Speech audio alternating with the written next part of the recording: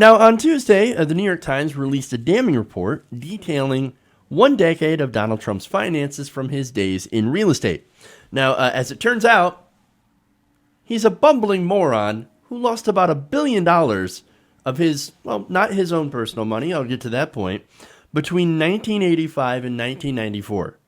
So that led, of course, to him not paying taxes for some of those years. We'll get to that as well. Now, the Times report is based on printouts from Trump's official Internal Revenue Service tax transcripts. So it is real, even though they don't necessarily have the tax returns themselves. And it shows that the president is not very smart, not very good with money. In fact, he's lost more money, according to the report, than nearly any other individual American taxpayer. Now think about that. Now you guys who are curious about why he was hiding his taxes, I think this is it. That's it. It's because he is embarrassingly bad at business. So that whole thing about him, oh no, I'm so qualified to run the economy because I'm a great businessman, kind of blows that out of the water. Now, per the Times, Donald Trump's losses came from a rash of unprofitable business purchases, largely in real estate, that included a shuttle operation from Eastern Airlines, funded at a rate of $7 million per month, and the Trump Taj Mahal Hotel and Casino, which he opened with about $800 million in debt. Now, the report found that the casino had never recouped its debts and sucked revenue from Trump's other casinos, Trump Castle and Trump Plaza, putting them deep into the red. By 1990, Trump's adjusted gross income was a total of negative $400.3 million, which would balloon to negative $915.7 million by the end of 1994. Now, that amount was described in a recent New York Times report, or I should say an earlier report, as, quote, so substantial it could have allowed him to legally avoid paying any federal income taxes for up to 18 years. Wow. Oh, that's sad.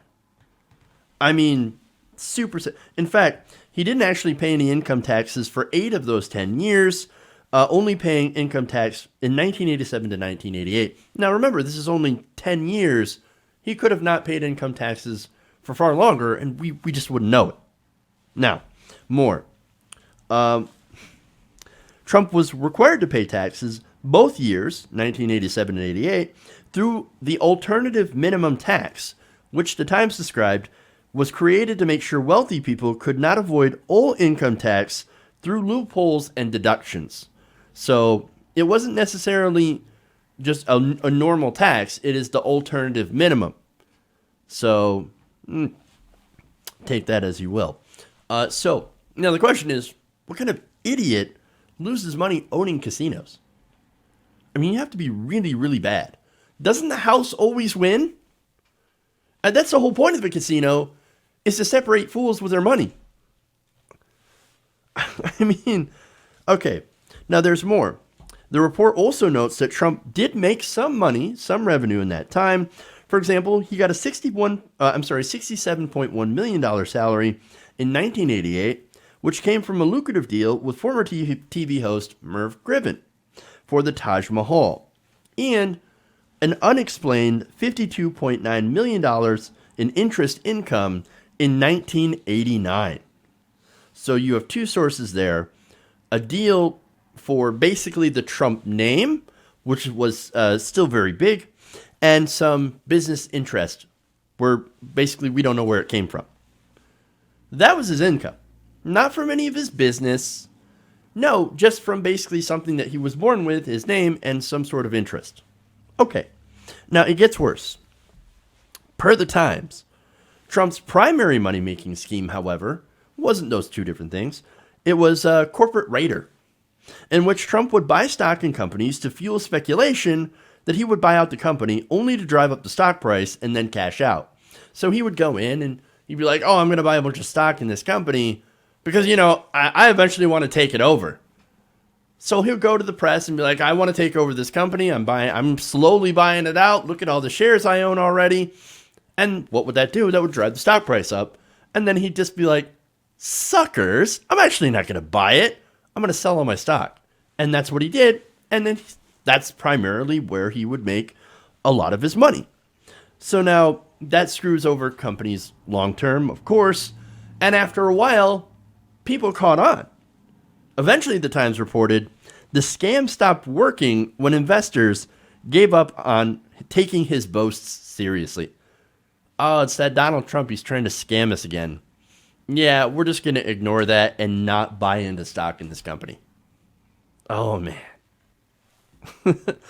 Now, we also... okay, so basically what we've learned in the report so far is that we've just got more proof that Trump is a liar, a fraud, and an outrageous scam artist. He blew $1 billion of, is it his money? His daddy's money? Well, we'll get into that as well. But basically, it shows that he's too stupid to run a business effectively. That's who the president is. There's more. As always, according to the report, any gains were overwhelmed by losses on the casinos and other projects, and Trump ultimately lost the bulk of his gains from his 4-year trading spree. And again, it's because he's a serial bungler. And there's one more part for this report, and I really love it. It's my favorite part here. Now, as the Times noted, though now the now president could stand to lose so much money and keep up his gilded lifestyle, largely because the money he lost wasn't actually his. Most of Trump's money, the Times found, actually belonged to others, to banks and bond investors who had supplied the cash to fuel his acquisitions. Trump also secretly leaned on his father's wealth to continue living like a winner. A winner. No, okay. Living off another person's money and success. That's the Donald Trump story. Again, his father was a very successful businessman. Now, he was not a good person, but when it came to business, Fred Trump was actually a pretty good businessman. He built a business empire, which then fell to Donald Trump. And of course, he ended up getting a large inheritance, about $400 million. So, and all of that came from Daddy. And as we've learned from previous reports, whenever he would go bankrupt from one of his ridiculous business ventures, when his father was alive, guess who would be there to bail him out? It would be his daddy. And so he's never earned a thing in his life. And he's a terrible businessman. How sad and pathetic is this? And by the way, that shows that everything that President Trump talks about when it comes to being a successful person, living off of your own merit, all that stuff is basically gigantic amounts of projection. Trump, it turns out, is the biggest loser of them all. $1 billion loser. Sad. Hey guys, hopefully you enjoyed that free video. Now I'm going to have to ask you a favor. Between the demonetization and the YouTube algorithm messing around with view counts, etc., we're having a hard time adjusting to the new YouTube reality, which is where you guys come in. See, we have a Patreon, patreon.com/TYTNation, set up to help us rely on you guys, the viewers, instead of big corporate ads. Look, you know the show. You know how I'm not in favor of big corporations anyway.